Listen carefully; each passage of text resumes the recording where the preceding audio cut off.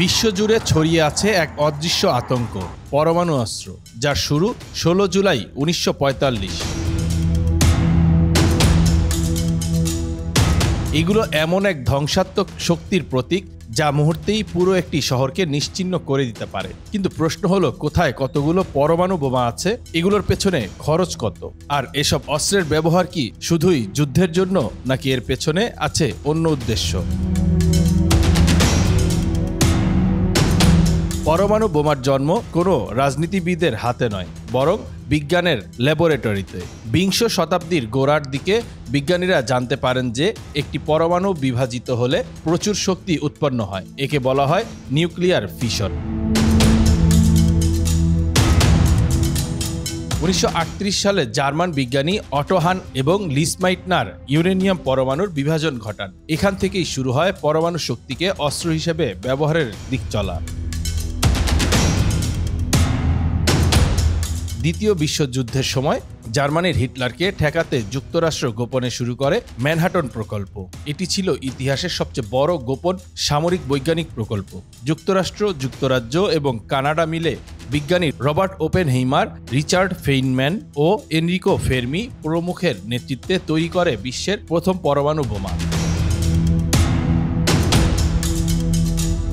16 July 1945 new Mexico মরুভূমিতে Trinity নামে পরিচিত সেই প্রথম বিস্ফোরণ ছিল ইতিহাসের মোড় ঘুরিয়ে দেয়া এক ঘটনা।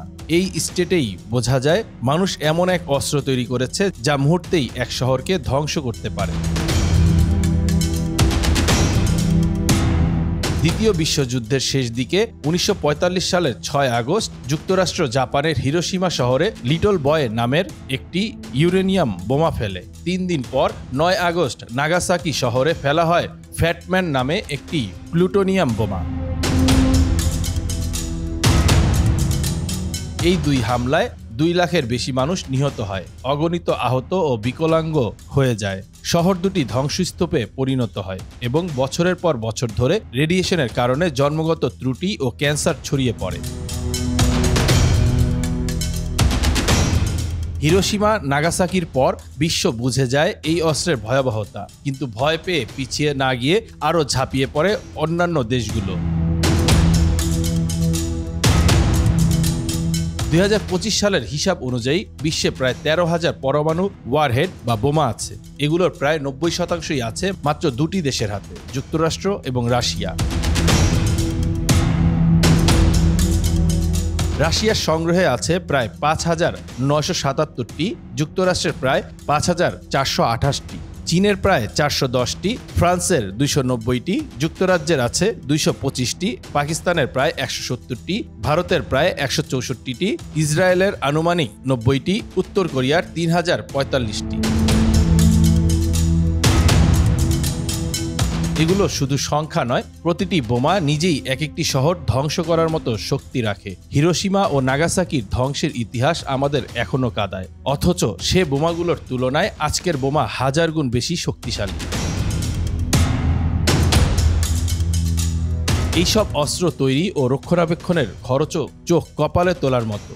যুক্তরাষ্ট্রে শুধু 2023 সালেই পরমাণু অস্ত্রের জন্য $44 বিলিয়ন খরচ করেছে। পরমাণু অস্ত্রধারী দেশগুলো মিলে বছরে খরচ করছে প্রায় $80 বিলিয়ন।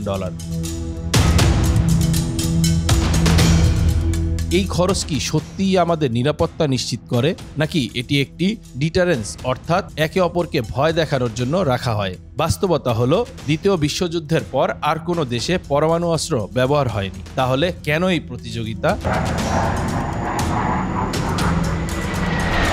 বিশ্লেষকরা বলছেন এটি একটি শক্তিশালী খেলা। যে দেশ যত শক্তিশালী তার রাজনৈতিক দখল তত বেশি। পরমাণু অস্ত্র কেবল যুদ্ধ নয়, কূটনৈতিক দর কষাকষির হাতিয়ারও।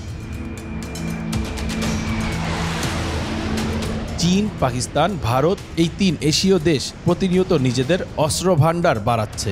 আবার উত্তর কোরিয়ার মতো দেশ এসব অস্ত্রকে রাজনৈতিক অস্ত্র হিসেবে ব্যবহার করে বৈশ্বিক আলোচনায় স্থান পাচ্ছে। ইসরায়েল কখনো স্বীকার করেনি যে তাদের পরমাণু অস্ত্র আছে, তবু গোয়েন্দা রিপোর্ট অনুযায়ী তারা প্রায় 90টির মতো বোমা সংরক্ষণ করে রেখেছে। একসময় দক্ষিণ আফ্রিকা ছিল পারমাণবিক শক্তিধর, পরে তারা স্বেচ্ছায় তাদের অস্ত্র ধ্বংস করে শান্তির পথে হাঁটে। বাংলা খবর 52 নিউজ ডেস্ক।